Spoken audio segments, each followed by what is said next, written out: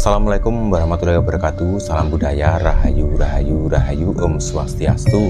Jadi untuk pembahasan kali ini saya akan menanggapi dan juga akan membahas tentang cerita dari sahabat kita dari Bali di salah satu media sosial mengatakan ketika pulang sembahyang dari salah satu pura yang ada di Bali tersebut, dia ketemu pedagang dari Jawa menjual makanan yang ada di dekat pura tersebut. Jadi setelah menghampiri pedagang tersebut, pedagang dari Jawa atau ibu dari Jawa tersebut ngomong dengan pakai bahasa Bali dengan bahasa halus. Teman kita dari Bali tersebut kaget, orang Jawa kok fasih banget menggunakan bahasa Bali dengan bahasa yang halus banget. Jadi sempat antara tanya dan jawab antara pedagang dan pembeli tersebut. Dia bercerita bahwa orang dari Jawa tersebut datang ke Bali itu juga bisa menghormati adat istiadat budaya setempat yang ada di Bali. Ibaratnya di situ langit, di situ tanah dipijak, langit dijunjung, seperti itu istilah dalam pembahasan tersebut. Orang Jawa itu kebanyakan kalau orang yang sudah mengerti ketika datang ke salah satu tempat, tidak hanya di Bali, di tempat lain pun juga akan mengikuti adat istiadat atau setidaknya menghormati adat dan budaya setempat seperti yang ada di Bali dan juga seperti yang ada di pulau lain seperti itu.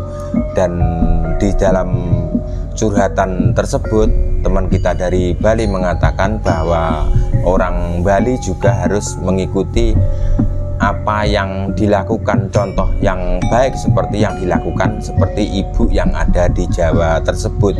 Jadi dia juga curhat panjang lebar seperti ketika orang Bali ketika merantau ke luar pulau Bali seperti ke Sulawesi, ke Sumatera, seperti Kalimantan, itu kebanyakan sukses di sana seperti itu. Dan begitu sebaliknya seperti orang dari Jawa ketika merantau ke Bali berjualan dan lain-lainnya juga sukses di situ. Bu dari Jawa tersebut itu juga banyak sekali yang jualan-jualan canang atau tempat-tempat sajen untuk persembahyangan orang Bali. Itu juga banyak banget sejak zaman dahulu ketika saya masih tinggal di Bali sampai sekarang. Seperti apa yang dikatakan teman-teman dari Bali tersebut, mengatakan bahwa banyak sekali orang-orang Jawa seperti itu yang jualan alat-alat persembahyangan yang untuk dilakukan setiap upacara-upacara yang ada di pura-pura besar maupun pura-pura yang sedang yang ada di Bali tersebut. Dan itu menjadi polemik atau pro kontra bagi umat Hindu yang ada di Bali seperti itu. Dan juga banyak sekali yang mengatakan bahwa jangan membeli canang yang dijual oleh orang Muslim dari Jawa tersebut karena tidak lengkap cara penyajiannya seperti itu atau dalam isian dalam canang tersebut ya. Jadi ketika ada orang luar dari Bali ketika jualan di dekat-dekat pura, kalau dalam satu canang itu kan ada sajian, kalau ada kekurangan seperti itu lebih baik dan lebih bijak ditegur atau disarankan. Kalau memang tidak boleh ya tidak boleh, kalau diperbolehkan ya diperbolehkan seperti itu. Kalau ada kekurangan ya diberitahu apa yang kurang atau setidaknya diberi contoh seperti itu. Kalau benar-benar diizinkan orang-orang Jawa yang jualan canang tersebut yang ada di dekat-dekat pura Bali, lebih baik itu jangan membicarakan di belakang terus kemudian mencacat. Kalau jangan membeli seperti itu, jangan ini seperti itu, tidak usah dibeli seperti itu. Kalau memang jadi itu menjadi salah satu tugas memangku adat setiap desa-desa yang ada dekat pura tersebut. Kalau memang tidak boleh ya tidak boleh. Kalau memang diperbolehkan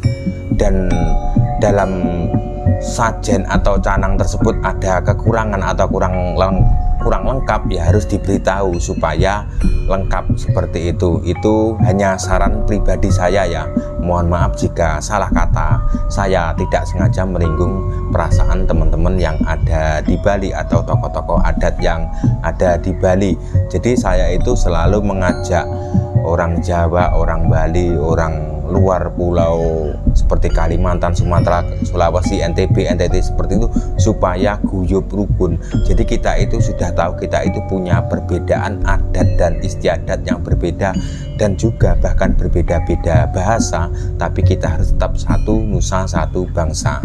Yang jualan di dekat-dekat pura, jualan canang dan juga jualan makanan seperti itu kalau bisa jangan sampai menimbulkan cemburu sosial seperti itu. Jadi teman-teman yang dari Bali ketika melihat kesuksesan orang dari Jawa atau orang Jawa melihat kesuksesan orang Bali, begitu sebaliknya kita itu jangan sampai ada kecemburuan sosial atau ada keirian dengki seperti itu. Kalau bisa kita itu harus saling bekerja sama, tukar tambah pengalaman supaya kita itu bisa melengkapi kekurangan diri kita dan juga melengkapi kekurangan orang lain.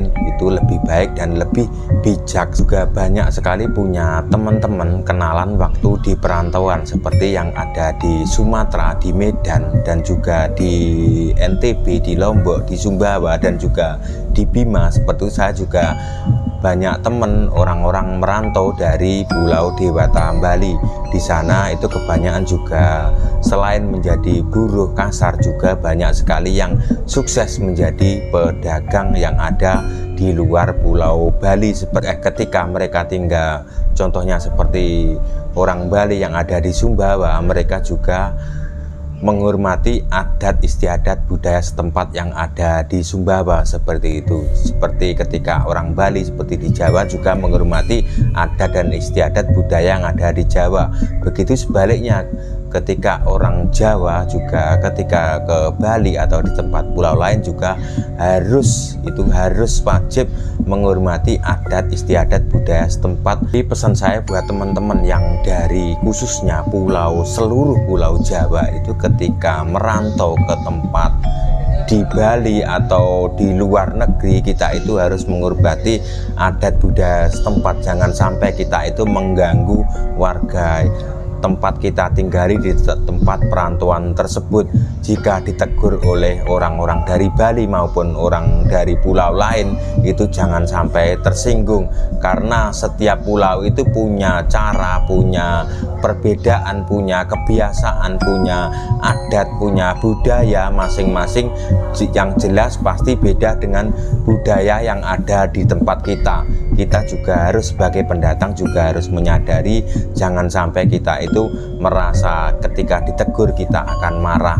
Jadi teguran itu tanda bentuk kasih sayang supaya antara si penduduk lokal dan juga pendatang itu supaya hidup rukun. Tujuannya seperti itu, jangan sampai menjadi kesalahpahaman, menimbulkan kecemburuan sosial dan menimbulkan keiri dengkian seperti itu. Setelah saya membaca atau melihat video-video postingan dari teman-teman yang ada di Pulau Dewata Bali, itu berarti saya menganggap atau bisa menilai bahwa penduduk masyarakat Bali itu terbuka atau welcome untuk ke siapa aja yang mau mencari rezeki yang ada di Pulau Dewata Bali, menunjukkan bahwa mereka juga terbuka dan dikasih kebebasan buat para pedagang yang dari luar Pulau Bali untuk berjualan di dekat pura-pura yang ada di Bali. Sejak saya tinggal di Bali di tahun 2000-an seperti itu sampai sekarang itu saya yakin dan pasti orang-orang Bali itu masih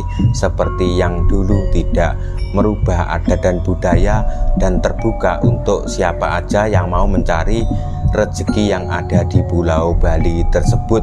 Jadi ketika ada kesalahpahaman antara orang Bali dan Jawa atau salah kepahaman dalam pekerjaan itu sudah menjadi hal biasa, dan saya juga tidak pernah menjadikan masalah seperti itu. Jadi ketika ada salah paham ketika antara pedagang A dan pedagang B itu, kesalahpahaman kecil itu sudah menjadi lumrah atau sudah biasa, itu di mana-mana pasti akan terjadi. Dan jangan sampai kejadian-kejadian kecil itu akan menjadi besar atau ditunggangi oleh orang-orang yang tidak bertanggung jawab untuk mengadu domba antara orang Jawa dan juga orang Bali. Karena Jawa Bali itu sudah serumpun satu nenek moyang dan satu punya ikatan daya spiritual itu bagi yang menyadari dan bagi yang paham. Kalau teman-teman tidak paham ya tidak masalah, saya hanya sekedar mengingatkan atau sekedar bercerita bahwa antara orang yang ada di Bali dan juga orang dari Jawa itu punya ikatan spiritual dari warisan leluhur Nusantara yang diwariskan sejak zaman dulu dan diteruskan oleh orang zaman sekarang bagi yang sadar. Seperti itu. Cukup sekian konten saya. Jika ada salah kata yang tidak saya sengaja yang menyinggung perasaan panjenengan atau menyinggung tokoh-tokoh adat yang ada di Bali, sebelumnya saya ucapkan terima kasih dan saya ucapkan minta maaf yang sebesar-besarnya. Terima kasih. Salam budaya Nusantara.